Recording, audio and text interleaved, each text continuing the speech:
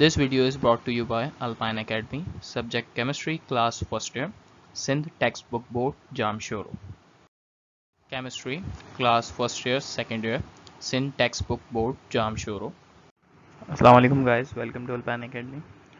Today topic that we are going to cover is your exercise problems of chapter number 3, atomic structure. So let's move forward to question number 1. Now question number 1 is, what is the experimental evidence for the presence of a small nucleus containing most of the mass and all of the positive charge in the atom? तो इस सवाल में पूछ रहे हैं कि कौन सा एक ऐसा एक्सपेरिमेंट था जिसने ये हमें बताया कि एक एटम में एक स्मॉल न्यूक्लियस है और सारा का सारा मास उसमें कंसंट्रेट हुआ हुआ है, ठीक है, और वो सारा का मास पॉजिटिव है, ठीक है, जितना भी सारा मास है वो सारा पॉजिटिव है, उसके अलावा जो मास है पूरे एक एटम का वो बीच में लाई कर रहा है। तो ये थ्योरी, ये एक्सपेरिमेंट रदरफोर्ड एटॉमिक मॉडल ने बताया था, ठीक है, हमने रदरफोर्ड एटॉमिक मॉडल बहुत डिटेल से पढ़ा है।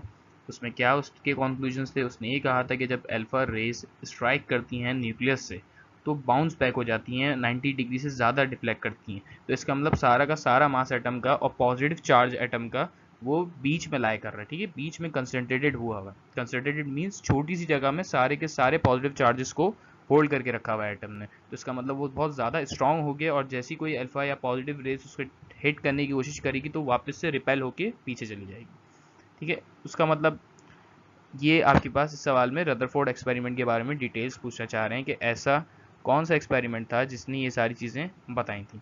तो इसमें आपने सिर्फ कुछ नहीं करना, रदरफोर्ड एटॉमिक मॉडल की थ्योरी थोड़ी बहुत डिफाइन करनी है कि रदरफोर्ड एटॉमिक मॉडल ने एक्सपेरिमेंट में किया क्या था, जिसकी वजह से उसका कंक्लूजन क्या था, ठीक है, वो एक्सप्लेन करना है सवाल में।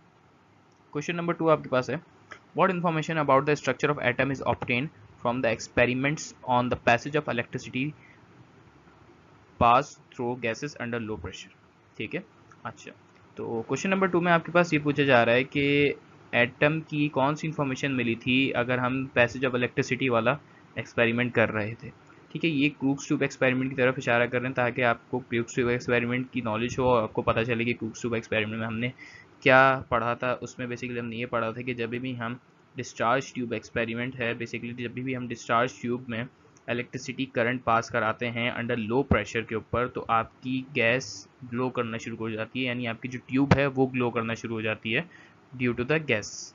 अब ठीक है, अब इसमें जो भी गैस होगी उस कलर का जो ये कहते हैं ग्लो आपको नज़र आएगा, ठीक है। हाइड्रोजन के लिए थोड़ा ग्रीन लाइट शो होती है, जो हम आपकी बुक में है ग्रीन लाइट कलर जो ये कहते हैं ग्लो कर रहा है, तो वो बेसिकली हाइड्रोजन के लिए, ठीक है। अब इसमें क्या है कि और वो पूछ रहे हैं कि इस प्रोसेस या इस एक्सपेरिमेंट के ज़रिए आपको इन्फॉर्मेशन क्या मिली। इन्फॉर्मेशन ये मिली कि एक ऐसी रेज हैं जिनको आप नेगेटिव कंसिडर करते हैं और वो उनका चार्ज एक इलेक्ट्रिक यूनिट चार्ज के बराबर है, तो इस वजह से उसको इलेक्ट्रॉन्स का नाम दिया गया था और ये नाम स्टोनी ने दिया था, ठीक है। हमने डिटेल में काफ़ी पढ़ा, उसमें से आप पीछे से अगर प्रीवियस वीडियोस देखें तो आपको इजीली समझ आ जाएगा इस क्वेश्चन के आंसर कैसे करना होगा, ठीक है। बेसिकली अगर हम देखें इस सवाल में तो हमें इन्फॉर्मेशन सिर्फ इलेक्ट्रॉन की इस एक्सपेरिमेंट से मिली थी।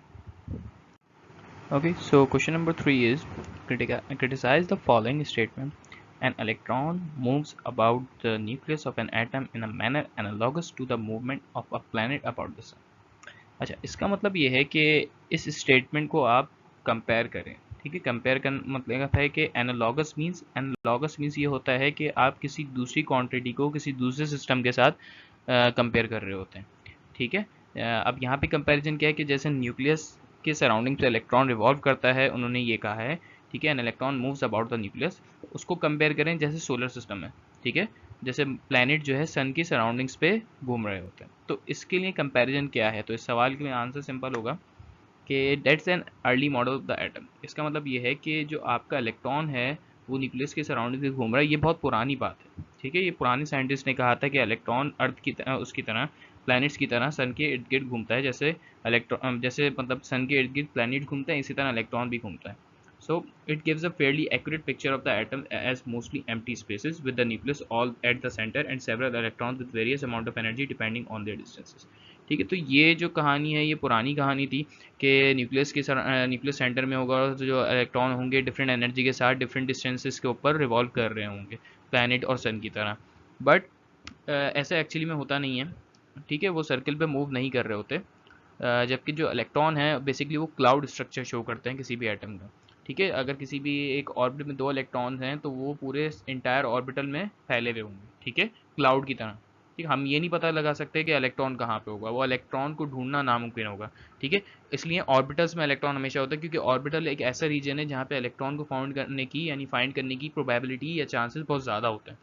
ठीक है, जो इलेक्ट्रॉन होते हैं वो बहुत डिफरेंट शेप के ऑर्बिटल्स में मतलब उसमें घूम रहे होते हैं। ठीक है, घूम नहीं मतलब उसमें स्टेशनरी पोजीशन पे एनर्जी के साथ न्यूक्लियस के सराउंडिंग्स पे होते हैं, but in a form of cloud, not in the form of planetary system like solar system. ठीक है, और जो ऑर्बिटल्स होते हैं वो स्पेसिफिक एनर्जी लेवल्स के ऊपर होते हैं। ठीक है, और जो कि ये सारे ऑर्बिटल्स हर सेम एटम के पास इतने ही एनर्जी लेवल के सब ऑर्बिटल्स होते हैं। ठीक है, ऐसा नहीं है कि हर एटम का अपना एनर्जी लेवल अलग होगा और उसका भी एनर्जी भी अलग होगी, तो ऐसा कुछ नहीं है। हर एटम की अपनी एनर्जी होती है और सेम एनर्जी होती है, और ऑर्बिटल्स की भी सेम ही एनर्जी होती है। Question number 4 is, what information about the electron in the atom is obtained from the fact that the emission spectra of elements are frequently discontinuous? तो आपको क्या पता चल रहा है कि मतलब क्या इन्फॉर्मेशन आपको पता चल रही है कि इलेक्ट्रॉन का जो इमिजन है, ठीक है, इमिजन स्पेक्ट्रा है वो डिसकंटिन्यूस है। तो अगर इसका हम सिंपल सा आंसर बताएं तो इसका आंसर ये हो सकता है कि जो इलेक्ट्रॉन्स हैं उसका जो इमिजन स्पेक्ट्रा है किसी भी ऑर्बिट का, वो डिसकंटिन्यूस इस वजह से है क्योंकि वो क्वांटाइज्ड फॉर्म में एनर्जी रेडिएट करता है। ठीक है, इसका मतलब एक वक्त में एनर्जी रेडिएट करा तो आपके पास लाइन स्पेक्ट्रम जनरेट हुआ, फिर कुछ देर उसने एनर्जी नहीं रेडिएट करी तो वो डार्क बैकग्राउंड आया, फिर उसने रेडिएट करी एनर्जी तो लाइन स्पेक्ट्रम आया। तो इसका मतलब है कि डिसकंटिन्यूस स्पेक्ट्रम उसका बनता है।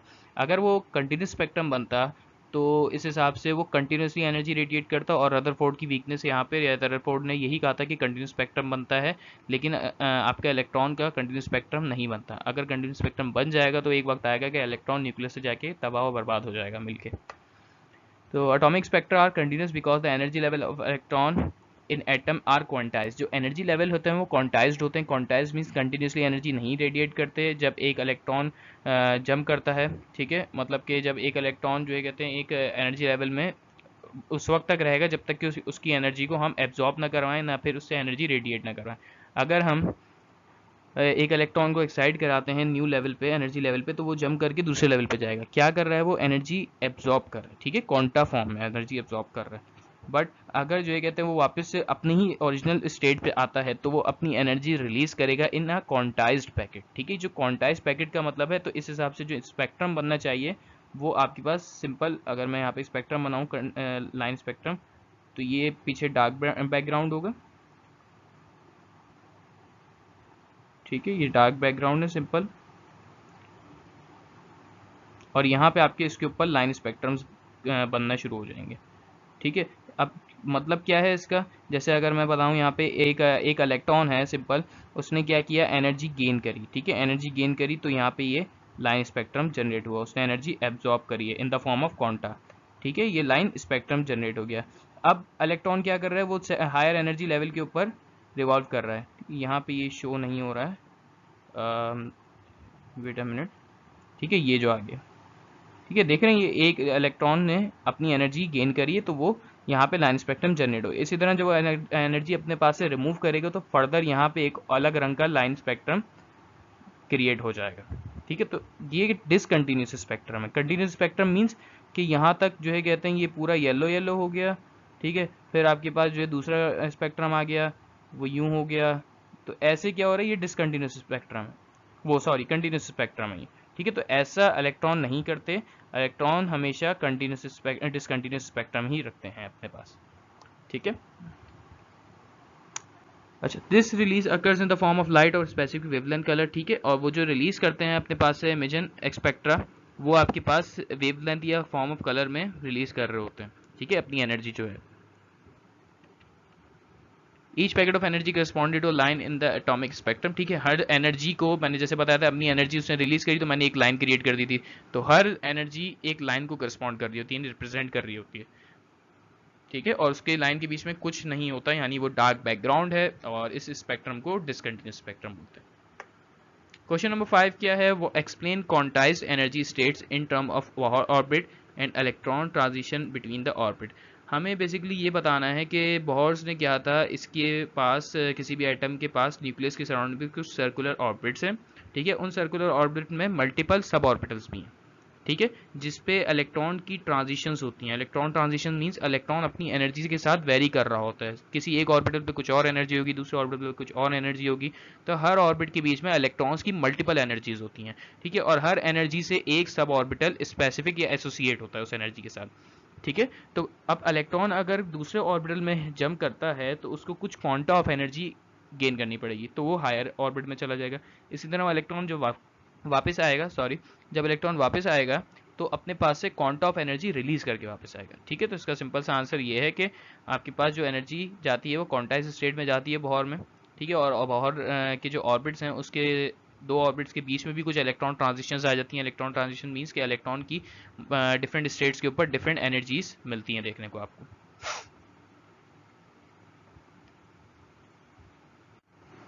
So, question number 6 is what principle and rules are followed in the electronic configuration of atom?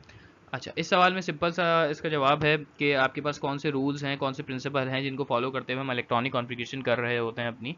तो सिंपल जवाब ये है कि आपके पास सबसे पहले रूल आ जाता है ऑफ प्रिंसिपल, ठीक है। ऑफ प्रिंसिपल क्या कहता है, जो सबसे कम लीस्ट ऑर्बिटल एनर्जी है जिस ऑर्बिटल की, उसमें इलेक्ट्रॉन सबसे पहले भरेगा, ठीक है। दूसरा आपके पास पॉलीस एक्सक्लूजन प्रिंसिपल आ जाता है। पॉलीस एक्सक्लूजन प्रिंसिपल ये है कि किसी भी एक ऑर्बिटल में जो दो एटम हैं उनके क्वांटम नंबर्स कभी भी चारों सेम नहीं हो सकते, ठीक है। पॉलीस ने ये कहा।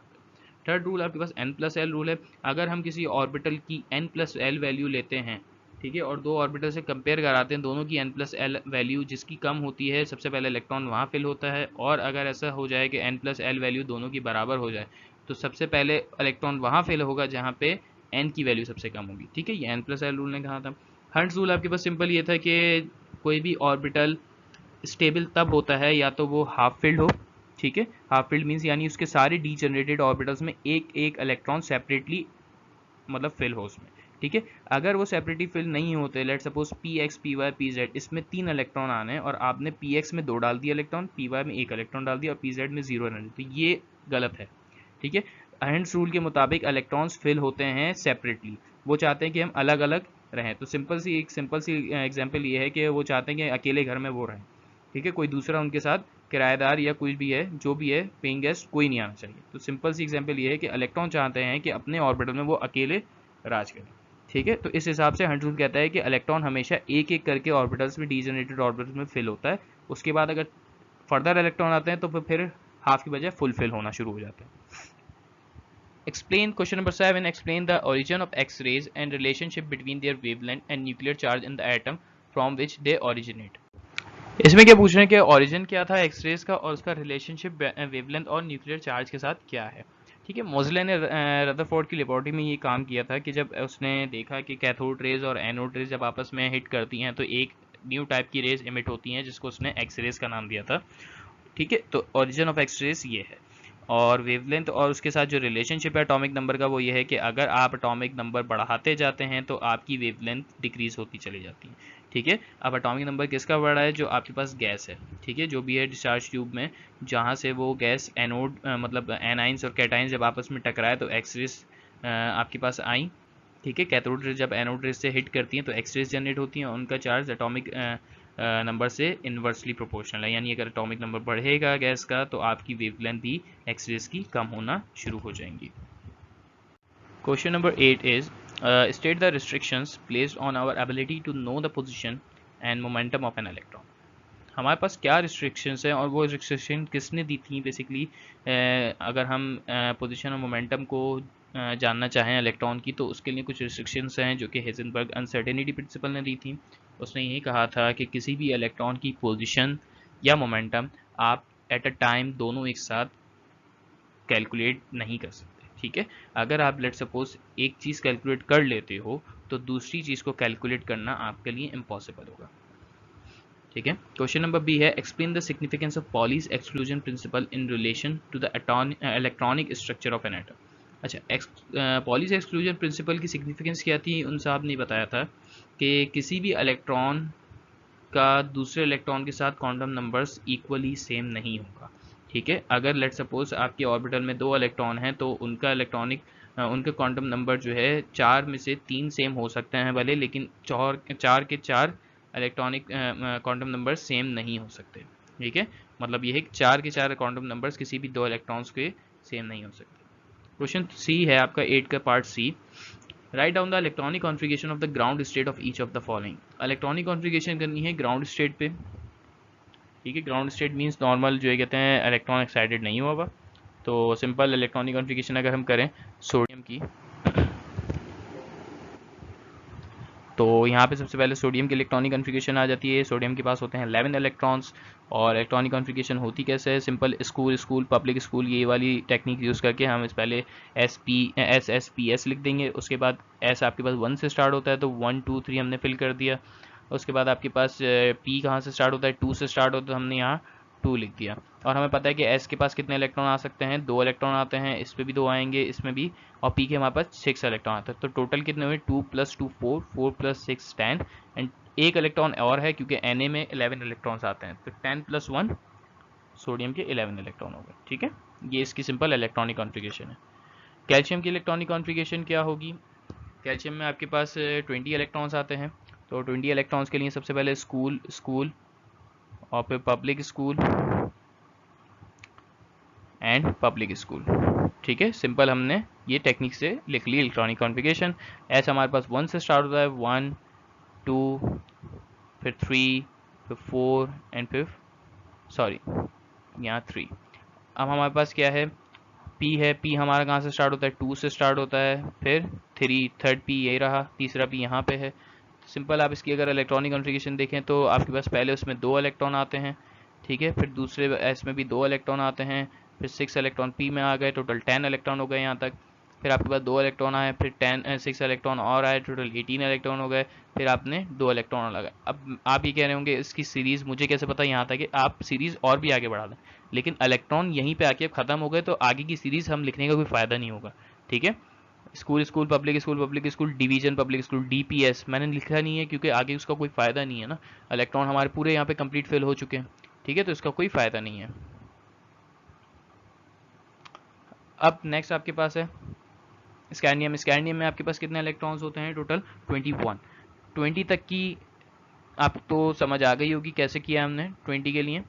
सेम कैल्शियम के लिए भी वही किया है जो स्कैंडियम के लिए किया है, सॉरी स्कैंडियम के लिए भी वही किया है जो कैल्शियम के लिए किया है। बस इसमें 21 होते हैं तो एक ऑर्बिटल और उठा लिया हमने और उसमें एक इलेक्ट्रॉन दे दिया, तो ये इलेक्ट्रॉनिक कॉन्फ़िगरेशन 21 के हिसाब से हो गई। मैग्नीशियम में +2 का साइन है ऊपर। ठीक है, इसका मतलब ये है कि मैग्नीशियम के पास 2 प्रोटॉन एक्स्ट्रा हैं। अब 2 प्रोटॉन एक्स्ट्रा मीन्स प्रोटॉन तो कभी भी गेन और लूज नहीं होते। ठीक है, इसका मतलब है कि उसमें से इलेक्ट्रॉन निकल गए हैं 2 जब भी 2+ का साइन आया है। अब कॉन्सेप्ट समझिए, जिस किसी भी एटम के ऊपर प्लस का साइन आता है उसका मतलब उसमें से इलेक्ट्रॉन्स निकाल लिया गया है। अगर उसके पास 5+ आता है तो उसका मतलब 5 इलेक्ट्रॉन निकालें, अगर उसके पास 3+ आता है तो उसका मतलब 3 इलेक्ट्रॉन निकालें, और अगर सिंपल प्लस आता है तो उसका मतलब एक ही इलेक्ट्रॉन निकालें। लेकिन इस केस में हमारे पास कितने हैं, +2 है, 2+ है, तो इसका मतलब उसमें से कितने इलेक्ट्रॉन निकाल दिए हैं, 2 निकाल दिए। और टोटल इलेक्ट्रॉन होते कितने हैं मैग्नीशियम में, 12 होते हैं, तो 12 - 2 टोटल 10 इलेक्ट्रॉन। तो अब हम इलेक्ट्रॉनिक कॉन्फ़िगरेशन करेंगे कितने की, 10 इलेक्ट्रॉन्स की। ठीक है, ये पेपर में गलती नहीं कीजिएगा, 12 इलेक्ट्रॉन की नहीं करनी है इस सवाल में। तो इसमें है सिंपल 10 इलेक्ट्रॉन्स। सिंपल 10 इलेक्ट्रॉन्स की इलेक्ट्रॉनिक कॉन्फ़िगरेशन क्या होगी, सोडियम में से देख लेते हैं, 1s2 2s2 2p6। यहाँ तक की जो है आपके पास मैग्नीशियम की सेम इलेक्ट्रॉनिक कॉन्फ़िगरेशन होगी क्योंकि सोडियम में 11 इलेक्ट्रॉन्स हैं और यहाँ पे आपके पास 10 इलेक्ट्रॉन्स हैं, तो सिंपल 1s2 2s2 2p6 हो जाएगा। ठीक है, अब आपके पास क्लोरीन आ जाता है। क्लोरीन के ऊपर भी नेगेटिव का साइन है, तो अगर पॉजिटिव का साइन आ रहा है किसी भी एटम के ऊपर तो उसका मतलब उसमें से इलेक्ट्रॉन रिमूव किया गया है, और अगर किसी भी एटम के ऊपर नेगेटिव का साइन आ रहा है तो उसका मतलब उस एटम को इलेक्ट्रॉन दिया गया है। ठीक है, अब जब इलेक्ट्रॉन दे दिया गया, कितना माइनस आ रहा है, सिंगल माइनस साइन है, तो इट्स मीन कैट के 17 को सिंपल एक इलेक्ट्रॉन और मिला है, यानी उसके आखिरी मतलब टोटल इलेक्ट्रॉन 17 है, तो आए एक इलेक्ट्रॉन उसको और मिल गया, तो टोटल कितने हो जाएंगे इलेक्ट्रॉन, 18 इलेक्ट्रॉन हो जाएंगे। इस हिसाब से इसकी इलेक्ट्रॉनिक कॉन्फ़िगरेशन करी जाएगी। तो क्लोरीन नेगेटिव आयन की इलेक्ट्रॉनिक कॉन्फ़िगरेशन की जाएगी, तो 1s2 2s2 2p6 3s2 3p6। ठीक है, तो इस तरह इसकी इलेक्ट्रॉनिक कॉन्फ़िगरेशन की जाएगी। और ये कैसे की जाती है, प्रीवियस वीडियोस में आप देखेंगे मैंने डिटेल में समझाया हुआ है कि इलेक्ट्रॉनिक कॉन्फ़िगरेशन करते कैसे। For more details on remaining lectures and chapters and exercises of this book, please send us a message on WhatsApp number 92318318660, or you can email us on alpineacademy@gmail.com. Now question number 9 of your book is explain the distinctions between the following. आपको उसमें सबसे पहले differences लिखने हैं। सबसे पहले difference आ जाता है अल्फा पार्टिकल्स और बीटा पार्टिकल्स का। ठीक है, अल्फा पार्टिकल्स आपके पास, बीटा पार्टिकल्स जो हैं बेसिकली रेज हैं जो रेडियो एक्टिविटी से जनरेट होती हैं। ठीक है, कोई भी रेडियो एक्टिव एलिमेंट अपने पास से रेडिएशन एमिट करता है तो उनमें अल्फा पार्टिकल्स और बीटा पार्टिकल्स होते हैं। अल्फा पार्टिकल्स पॉजिटिव होते हैं, इसी तरह बीटा पार्टिकल्स आपके पास नेगेटिव पार्टिकल्स को बोलते हैं। आयनाइजेशन पावर अल्फा पार्टिकल्स की बहुत ज़्यादा होती है। आयनाइजेशन पावर मींस किसी भी मीडियम में, गैस मीडियम में अगर अल्फा पार्टिकल्स को इम्पैक्ट कराया जाए, इंसिडेंट कराया जाए अल्फा पार्टिकल्स को गैस मीडियम में, तो वो उस गैस को आयोनाइज ईजिली कर सकते हैं। ठीक है, बट बीटा पार्टिकल्स को टाइम लगता है। ठीक है, आयनाइजेशन पावर उनकी थोड़ी स्लो है as compared to alpha particles. Also their penetration power is low. अगर आपको याद हो तो हमने प्रीवियस वीडियोस में देखा था पेनिट्रेशन पावर हर अल्फा पार्टिकल्स की, बीटा पार्टिकल्स की और गैमा पार्टिकल्स की। तो अल्फा पार्टिकल्स जो हैं पेपर को भी पेनिट्रेट इजीली नहीं कर पाते ठीक से।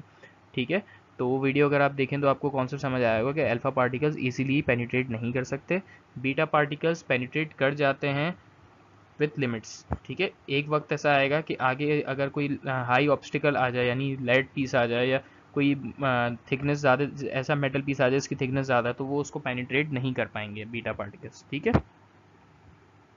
सेकंड आपके पास जो है डिफरेंस है वो ऑर्बिट और ऑर्बिटल्स के बीच में है। ऑर्बिट क्या होते हैं? Orbit circular path for the movement of electrons propose by bore.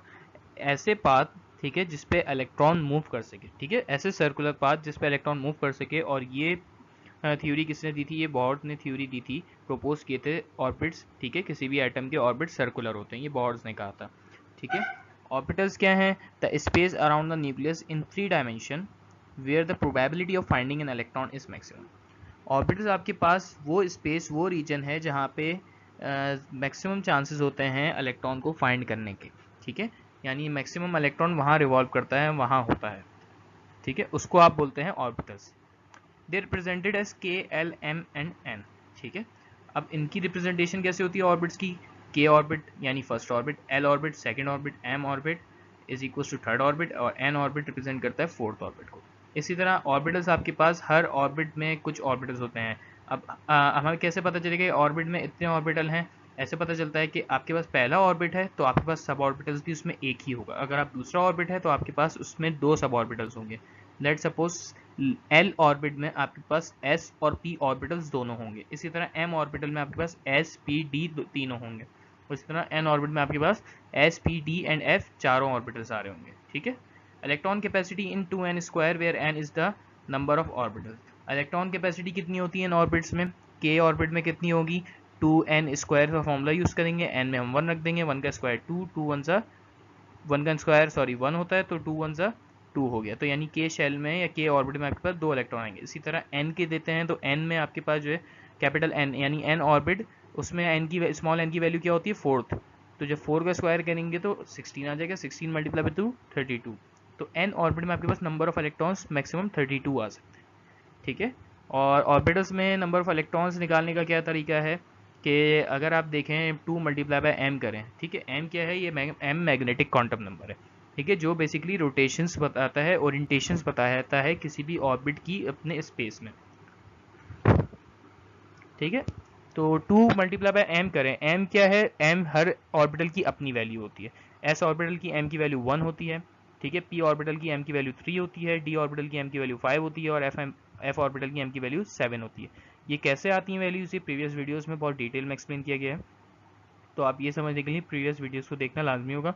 तो 2 मल्टीप्लाई बाय m मीन्स अगर s ऑर्बिटल है तो m की वैल्यू 1 है, तो 2 1 2 इलेक्ट्रॉन्स। ठीक है, आपके s ऑर्बिटल में सिर्फ 2 इलेक्ट्रॉन आएंगे। p में m की वैल्यू होती है 3, तो 2 3 6 हो जाएगा। तो capacity of electron will be in p orbital is equal to 6 electrons. ठीक है, इसी तरह जो कहते हैं d में आपके पास टोटल 10 इलेक्ट्रॉन्स आएंगे और f में आपके पास टोटल 14 इलेक्ट्रॉन्स आएंगे। अदर डिफरेंसेस में आपके पास और हैं, जैसे ग्राउंड स्टेट और एक्साइटेड स्टेट क्या होती है। ग्राउंड स्टेट किसी भी इलेक्ट्रॉन की वो स्टेट होती है जहाँ पे वो ओरिजिनली मूव कर रहा होता है। ठीक है, उसको यानी उसको कोई एनर्जी नहीं दी गई हो, ना कोई उसने एनर्जी लूज करी हो, वो स्टेट उसकी ग्राउंड स्टेट कहलाती है। यानी इलेक्ट्रॉन सिंपल लो एनर्जी, जिसकी एनर्जी कोई एनर्जी में चेंज ना आया, वो स्टेट आपकी ग्राउंड स्टेट है, यानी स्टेबल स्टेट, इलेक्ट्रॉन वहाँ पे स्टेबली मूव कर रहा है। ठीक है।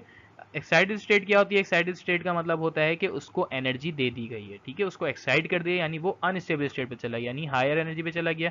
इसका मतलब वो वहाँ पे अब हायर एनर्जी पे है और अनस्टेबल है, तो कुछ देर बाद वो वापस से अपनी ओरिजिनल स्टेट पे आएगा। ठीक है। It has less number of unpaired electron. अगर आपके पास इलेक्ट्रॉन ग्राउंड स्टेट पे है, लेट सपोज जैसे ये इलेक्ट्रॉन है एक, ठीक है, यहाँ पे जो 2s2 है, ठीक है, ये सेकंड ऑर्बिट पे जो एक इलेक्ट्रॉन है s ऑर्बिटल में है। अगर मैं इसकी रिप्रेजेंटेशन आपको थोड़ा समझाऊं तो ऐसे बनेगी। कार्बन के लिए, कार्बन का ये न्यूक्लियस आ जाएगा, थोड़ा सॉरी फॉर दिस, कार्बन का ये आपके पास न्यूक्लियस आ जाएगा। ठीक है, ये उसका पहला ऑर्बिट, ठीक है, जिसमें आपके 1s रिप्रेजेंट कर रहा है, 1s2। ये आपका दूसरा ऑर्बिट। ठीक है। अब दूसरे ऑर्बिट में क्या है, लेट सपोज आप ये समझे कि हमने पढ़ा था कि एक ऑर्बिट के अंदर सब ऑर्बिटल्स होते हैं। ठीक है, सब ऑर्बिटल्स मीन्स कि उसमें एक एस ऑर्बिटल भी होगा। अच्छा, मैं इसको एस को थोड़ा डिफरेंट कलर से डिनोट कर देता हूँ तो इजीली दिखेगा आपको। ये एस ऑर्बिटल होगा, ठीक है, और ये आपके पास पी ऑर्बिटल होगा। ये सिर्फ समझने के लिए, ऐसा स्ट्रक्चर कुछ नहीं होता। ठीक है, तो आपको सिर्फ एक्साइटेड और ग्राउंड स्टेट का मतलब मैं समझाना चाह रहा हूँ। 2s2 मीन्स कि यहाँ पे जो s है उसके पास जो इलेक्ट्रॉन है वो कितने हैं? यहाँ पे 2 इलेक्ट्रॉन है। ठीक है, एक इलेक्ट्रॉन ये रहा, दूसरा इलेक्ट्रॉन ये रहा, ये s है, ये 2s2 है। ठीक है, जिसपे मैंने 2 इलेक्ट्रॉन बनाए। ऊपर वाला है 2p2, और यहाँ पे 2 इलेक्ट्रॉन यहाँ पे भी हैं, इस ऑर्बिटल में भी 2 इलेक्ट्रॉन है। और 1s2 जो है, इस पे तो हम बात ही नहीं कर रहे, ये अपनी जगह पे एज इट इज रहेंगे। ठीक है, यहाँ एक्स्ट्रा कोई ऑर्बिटल नहीं है, सिर्फ एक s2 है। ये है ग्राउंड स्टेट। ठीक है, अब एक्साइटेड स्टेट में क्या होगा? अच्छा, ग्राउंड स्टेट में यहाँ पे इसका पॉइंट क्या है? पॉइंट ये है कि अगर आपके ग्राउंड स्टेट पे अनपेयर्ड इलेक्ट्रॉन्स कम होते हैं। ठीक है, less unpaired electron. Unpaired means आपके आखिरी शेल में कितने इलेक्ट्रॉन है? सिर्फ एक ये है और एक ये, यानी 2 अनपेयर्ड हो गए। ठीक है, बात क्लियर है? ये 2 अनपेयर्ड इलेक्ट्रॉन किसी दूसरे के साथ रिएक्ट करेंगे। जबकि अब एक्साइटेड स्टेट की अगर हम बात करें, लेकिन इसके पहले हम देख लेते हैं कि 2 अनपेयर्ड इलेक्ट्रॉन मीन 2p2 मतलब 2px1, 2py1 एंड 2pz0। ठीक है, यानी 2 अनपेयर्ड हो गए ना। यहाँ पे एक इलेक्ट्रॉन मिल रहा है, यहाँ पे भी एक इलेक्ट्रॉन, ये अनपेयर्ड इलेक्ट्रॉन है। पेयर्ड मीन्स कि जब यहाँ पे 2px2 होता तो पेयर्ड इलेक्ट्रॉन हो जाता, 2py2 होता तो पेयर्ड इलेक्ट्रॉन हो जाता। ठीक है, 1 मीन्स अनपेयर्ड इलेक्ट्रॉन। इसी तरह अगर हम इसकी एक्साइटेड स्टेट में बात करें तो यही स्ट्रक्चर अगर मैं यहाँ बनाऊँ फिर से, तो इस स्ट्रक्चर को कैसे बनाया जाएगा? n आ गया, ये पहला ऑर्बिट आ गया। ठीक है, उसके बाद इसके s ऑर्बिटल आ जाता है दूसरे ऑर्बिट का, ये उसके ऑर्बिट का p ऑर्बिटल आ जाता है। ठीक है, फिर आपके पास फाइनली ये आपका सेकंड ऑर्बिट कंप्लीट हो गया यहाँ पे। ठीक है, अब वो जो इलेक्ट्रॉन है इसमें जो फिल होंगे, वो इलेक्ट्रॉन इधर तो 2 इलेक्ट्रॉन है, 1s2, ये 1s2 हो गए। ठीक है, बाकी ये 2s2 के बजाय अब हो जाएगा 2s1। क्यों? क्योंकि उसको हमने एक इलेक्ट्रॉन को एक्साइट कर दिया, इस वाले एस ऑर्बिटल में हमने एनर्जी सप्लाई करी, तो इलेक्ट्रॉन यहाँ से एक्साइट होके कहाँ आ गया? जो यहाँ पे 2 इलेक्ट्रॉन पहले से थे उनके साथ मिल गया आके। ठीक है, अब यहाँ हो गए कितने? 3 इलेक्ट्रॉन हो गए, यानी ये 2p3 हो गया। ठीक है, ये 2p2 यहाँ पे ये नहीं है, इसको थोड़ा चेंज कर दीजिएगा। ठीक है, ये 2p3 हो गया। ठीक है, तो इसकी इलेक्ट्रॉनिक कॉन्फ़िगरेशन क्या हो गई? 1s2, 2s1, 2p3। ये है एक्साइटेड स्टेट इलेक्ट्रॉनिक कॉन्फ़िगरेशन। अब आपके पास जो अनपेयर्ड इलेक्ट्रॉन हो गए वो कितने हो गए? अगर हम बात करें तो 3 अनपेयर्ड इलेक्ट्रॉन हो गए हमारे पास। ठीक है, 2px1, 2py1 एंड 2pz1, यानी 3 अनपेयर्ड इलेक्ट्रॉन हो गए। तो एक्साइटेड स्टेट में आपके पास एनर्जी ज़्यादा होती है, अनस्टेबल होते हैं, उसके अलावा अनपेयर्ड इलेक्ट्रॉन भी ज़्यादा होते हैं। ठीक है, दूसरा डिफरेंस आपके पास आ जाता है। अच्छा, इसको थोड़ा हटा देते हैं। दूसरा डिफरेंस आपके पास आ जाता है कंटिन्यूस स्पेक्ट्रम और डिसकंटिन्यूस स्पेक्ट्रम। कंटिन्यूस स्पेक्ट्रम क्या होता है? This colour of spectrum are so mixed up. इस स्पेक्ट्रम में जो आप कंटिन्यूस स्पेक्ट्रम में जो कलर्स होते हैं वो एक दूसरे में बहुत मिक्स्ड हुए होते हैं, तो आपको उसको डिफरेंस करना बहुत मुश्किल होता है। उसके अलावा जो है डिसकंटिन्यूस स्पेक्ट्रम में आपके पास लाइन स्पेक्ट्रम होता है। ठीक है, बेसिकली लाइन स्पेक्ट्रम बनता है और पीछे एक पूरा बैकग्राउंड होता है, डार्क बैकग्राउंड। ऐसा एक डार्क बैकग्राउंड होगा डिसकंटिन्यूस स्पेक्ट्रम में। ठीक है, डार्क बैकग्राउंड बनेगा और उसमें आपके पास लाइन स्पेक्ट्रम जनरेट होगा, उसको आप बोलते हैं लाइन स्पेक्ट्रम। ठीक है, जैसे ये लाइन स्पेक्ट्रम है। अब ज़रूरी नहीं है रेड लाइन का ही बने, रेड कलर का, ये मल्टीपल्स कलर्स की प्रोड्यूस हो सकते हैं। तो ये आपके पास लाइन स्पेक्ट्रम आ जाता है, जिसको हम डिसकंटिन्यूस स्पेक्ट्रम भी बोलते हैं। There is no line of demarcation. अच्छा, there is no line of demarcation mean यहाँ पे अगर जो कलर हैं आपके इतने मिक्सड हैं तो उसको आप अलग नहीं कर सकते। There is no line of demarcation. ठीक है, discontinuous spectrum means there is no line, there is a line of demarcation, यानी आप डिसकंटिन्यूस स्पेक्ट्रम को देखें तो रेड लाइन एक दूसरी रेड लाइन से अटैच नहीं हुई है, मिक्स नहीं हुई है, अलग अलग है, इसको आप अलग कर सकते हैं। ठीक है, और डिसकंटिन्यूस स्पेक्ट्रम आपका एक ही एटम के इलेक्ट्रॉन की रेडिएशन का, यानी इमेजन स्पेक्ट्रम आपका डिसकंटिन्यूस ही होता है किसी भी इलेक्ट्रॉन का। ठीक है, अगर एक इलेक्ट्रॉन अपने पास से एनर्जी रिमूव करता है तो वो डिसकंटिन्यूस स्पेक्ट्रम बनाता है। ये हम पहले बहुत डिटेल में पढ़ चुके हैं। Question number 10 of your text book is describe the contribution made by the following individuals toward the structure of atom. हमें कंट्रीब्यूशन बतानी है किन की स्ट्रक्चर ऑफ एटम से रिलेटेड। सबसे पहले आ जाते हैं रदरफोर्ड एटॉमिक मॉडल से। ठीक है, रदरफोर्ड ने क्या कंट्रीब्यूशन दी थी? रदरफोर्ड ने ये कंट्रीब्यूशन दी थी कि आपके स्ट्रक्चर में जो न्यूक्लियस होता है उसमें नंबर ऑफ प्रोटॉन उसके साथ होते हैं। ठीक है, न्यूक्लियस में ही नंबर ऑफ प्रोटॉन और नंबर ऑफ न्यूट्रॉन, यानी किसी भी एटम का पूरा मास उसके मिड पे लाई कर रहा होता है, उसके सेंटर पे लाई कर रहा होता है। ये इन्फॉर्मेशन रदरफोर्ड ने दी थी। ठीक है, उसके अलावा इंपॉर्टेंट इन्फॉर्मेशन बोहर ने क्या दी थी?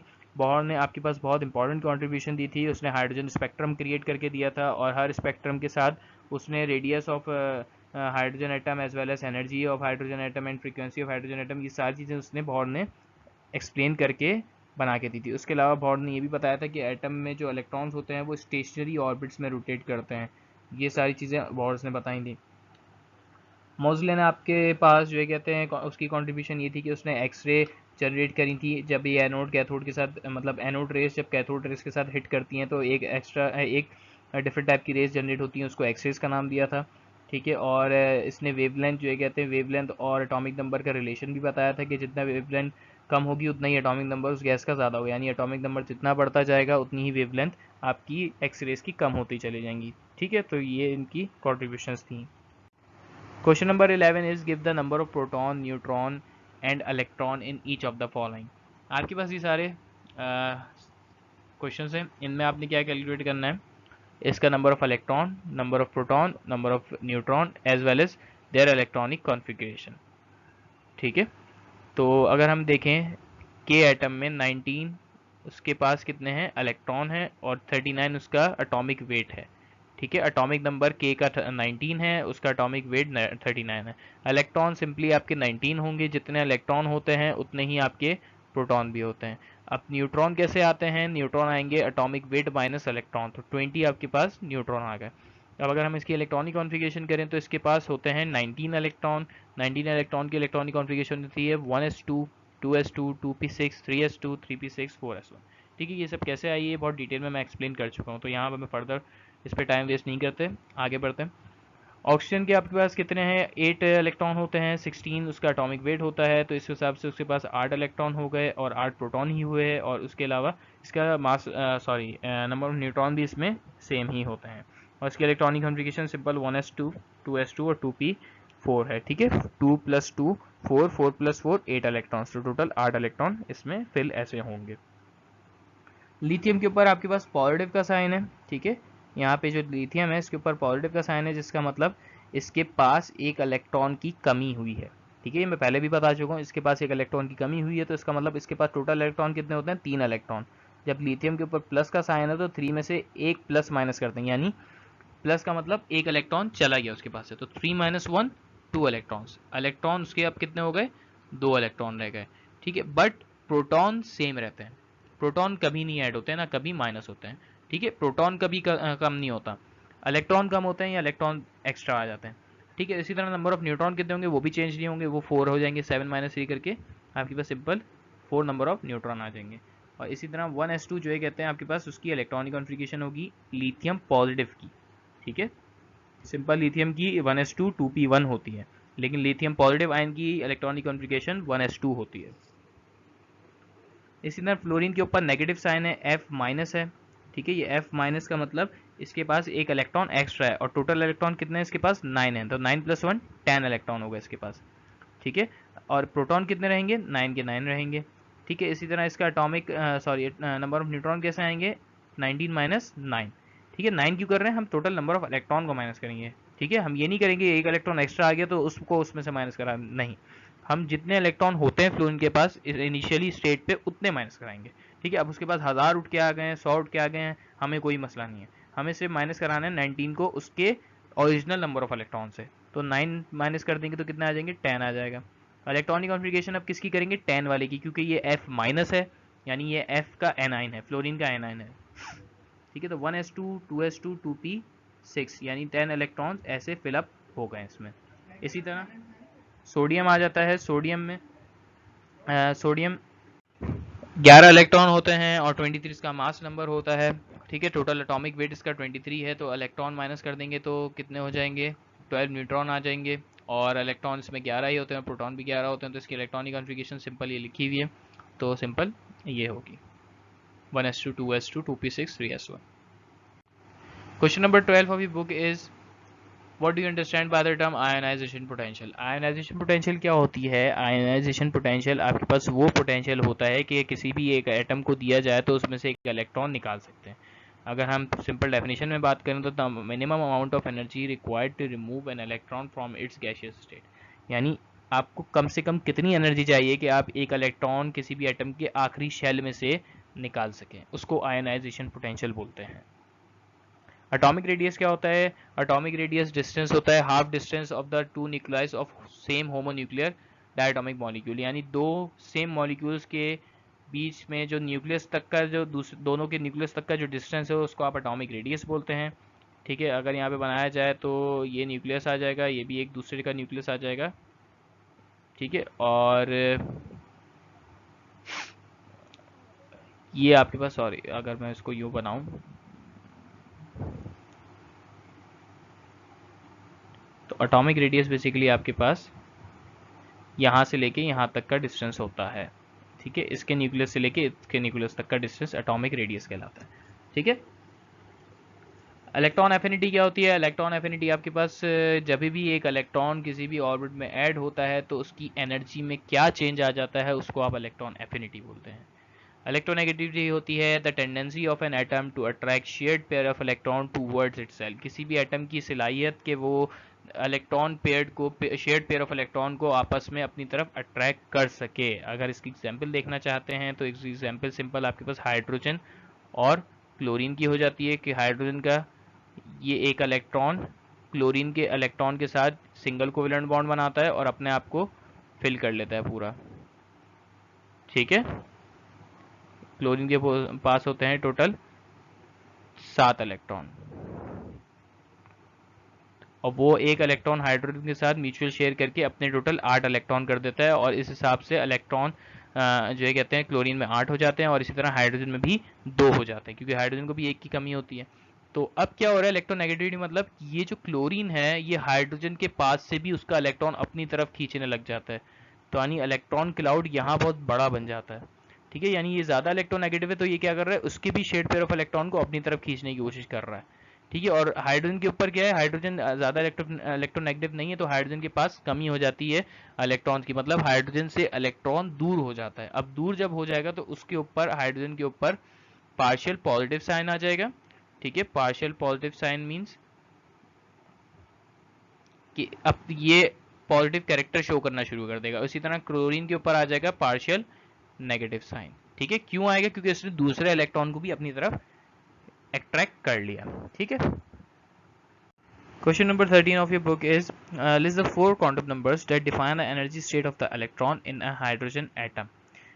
4 क्वांटम नंबर्स आपने जो है बताने हैं कौन से हैं और उनमें जो एनर्जी है इलेक्ट्रॉन्स की स्टेट की हाइड्रोजन एटम की उसमें क्या पॉसिबल वैल्यूज़ हो सकती हैं अकॉर्डिंग टू क्वांटम नंबर्स, ये भी आपने एक्सप्लेन करना है। उसके अलावा सिग्निफिकेंस क्या होती है ऑर्बिटल्स की, ये भी आपने क्वांटम नंबर्स को देखते हुए बताना है। ठीक है, तो सबसे पहले जो ये कहते हैं क्वांटम नंबर्स कौन कौन से होते हैं, प्रिंसिपल क्वांटम नंबर्स जो कि साइज़ बताता है या एनर्जी बताता है। ठीक है, तो एनर्जी बताने के लिए आपके पास कौन सा क्वांटम नंबर चाहिए होता है, प्रिंसिपल क्वांटम नंबर चाहिए होता है एक इलेक्ट्रॉन की एनर्जी निकालने के लिए। ठीक है, तो हाइड्रोजन एटम में जो आपको इस एनर्जी स्टेट चाहिए इलेक्ट्रॉन की तो उसके लिए हम प्रिंसिपल क्वांटम नंबर्स को यूज़ करेंगे ताकि हमें उसकी एनर्जी पता लग सके।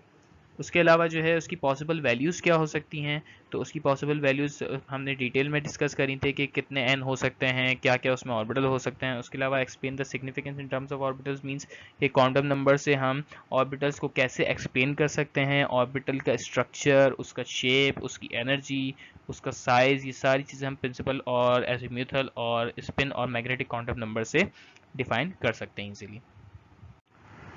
Question number 14 of your book. The ionization potential of lithium and potassium are 5.4 and 4.3 electron volt. What do you predict for the IP of N? यानी आपको 5.4 लिथियम और 4.3 इलेक्ट्रॉन वोल्ट आयनाइजेशन पोटेंशियल पता है sodium की, आपको predict करनी है कि सोडियम की आयनाइजेशन पोटेंशियल क्या होती है। ठीक है, तो सोडियम की वैसे तो आयनाइजेशन पोटेंशियल 5.139 इलेक्ट्रॉन वोल्ट होती है। ठीक है, अब क्यों होती है वो मैं आपको बताता चलूँ कि बेसिकली आपके पास सबसे पहले आता है लिथियम, ठीक है, Li, फिर सोडियम और फिर पोटेशियम। ठीक है, ये आपका ग्रुप ट्रेंड है। फर्स्ट ए में ये तीन ग्रुप, जो तीन एलिमेंट है ऐसे आते हैं। ठीक है, first period, second period, third period में। अब आपके सबसे पहले आपके पास आ जाता है लिथियम, तो लिथियम की इलेक्ट्रॉन वोल्ट 5.4 है। ठीक है, उसके बाद पोटेशियम की 4.3 है। तो आयनाइजेशन पोटेंशियल क्या होती है, डिक्रीज होती जाती है डाउन द ग्रुप। ठीक है, डाउन द ग्रुप यानी कम होती है, यानी 5.4 जब लिथियम की तो सोडियम की 5.4 से ऑब्वियसली कम होगी और पोटेशियम की उससे भी कम होगी। तो आपका जो सोडियम है वो कहाँ लाई करेगा, बिल्कुल बीच में लाई करेगा। ठीक है, सोडियम पोटेशियम से ज़्यादा होगा लेकिन लिथियम से कम उसकी आयनाइजेशन पोटेंशियल होगी। ठीक है, बट होती क्या है सवाल में, आप इसकी नेट पे सर्च कर सकते हैं। 5.139 इलेक्ट्रॉन वोल्ट लिथियम की आयनाइजेशन पोटेंशियल होती है। ठीक है, in terms of electron volt. Second है what is the shape of orbital for which L is equals to 0 and those for which L is equals to 1। अगर हम shape की बात करें तो L is equals to 0 means s orbital की बात हो रही है। ठीक है, s ऑर्बिटल का शेप आपका स्फेरिकल होता है। इसी तरह अगर हम L is equals to 1 की बात करें तो यानी p ऑर्बिटल की बात हो रही है। p ऑर्बिटल का शेप आपके पास लूप टाइप स्ट्रक्चर होता है। ठीक है, ऐसा स्ट्रक्चर होता है। ये py मैंने बनाया है, आप px भी बना सकते हैं और आप pz भी बना सकते हैं। ठीक है, ये py हो गया, ये px हो गया और ये pz हो गया। Question number 15 and the last question of your textbook is how is the emission of radiation from an atom explained by Bohr model। अच्छा, बॉहर मॉडल ने रेडिएशंस को कैसे एक्सप्लेन किया था कि जब भी एक इलेक्ट्रॉन अपनी ग्राउंड स्टेट पे या स्टेशनरी स्टेट पे रिवॉल्व कर रहा होता है न्यूक्लियस की सराउंडिंग पे, तो अपने पास से कोई energy in form of quantized energy radiate नहीं करता। क्यों नहीं करता, जब तक नहीं करेगा तब तक उसको कहीं से एनर्जी एब्जॉर्ब नहीं करेगा। अब लेट सपोज एक इलेक्ट्रॉन एब्जॉर्ब करता है और वो एब्जॉर्ब करने के बाद हायर ऑर्बिट में चला जाता है। हायर ऑर्बिट में जाने के बाद वो वहाँ पे रिवॉल्व करेगा, कुछ टाइम बाद वापस से वो लोअर ऑर्बिट में आएगा। ठीक है, जब वो लोअर ऑर्बिट में आएगा तो अपने पास से कुछ रेडिएशंस इमिट करेगा। ठीक है, ये कैसे इमिट करता है, ठीक है, in the form of quantized emit करता है और उसके बाद उसका स्पेक्ट्रम क्या बनता है, ये सारी कहानी बोर्स मॉडल ने एक्सप्लेन करी थी। Why was the new list of hydrogen atom was assumed to be a fundamental particle? So why was the nucleus of a hydrogen atom was assumed to be a fundamental particle? ये आपके पास सवाल है। Nucleus of hydrogen atom fundamental particle का क्यों, मतलब क्यों उसको assume किया जाता है, क्योंकि हाइड्रोजन बहुत सिंपलेस्ट कंपाउंड है। ठीक है, बहुत सिंपलेस्ट एटम है, उसके पास एक इलेक्ट्रॉन होता है और एक ही प्रोटॉन होता है, उसके अलावा उसके पास कोई न्यूट्रॉन भी नहीं होता। ठीक है, फॉर सिंप्लिसिटी बहुत सिंपल एलिमेंट है।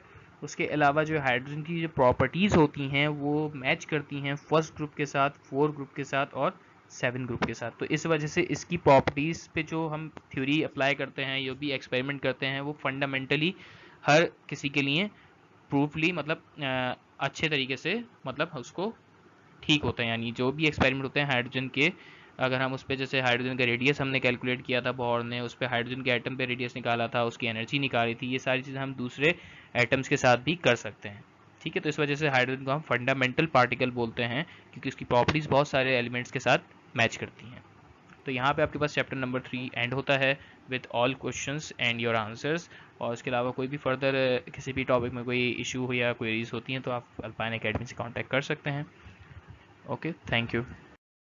So if you have any queries related to any topic or any chapter, you can contact us on Gmail ID, or as well as you can contact us on WhatsApp number. And also if you have any queries regarding this video, you can comment in the comment section box and we will answer your queries. Kindly subscribe and like and share our video. Thank you so much. Don't forget to share, like and subscribe our channel. Thank you so much.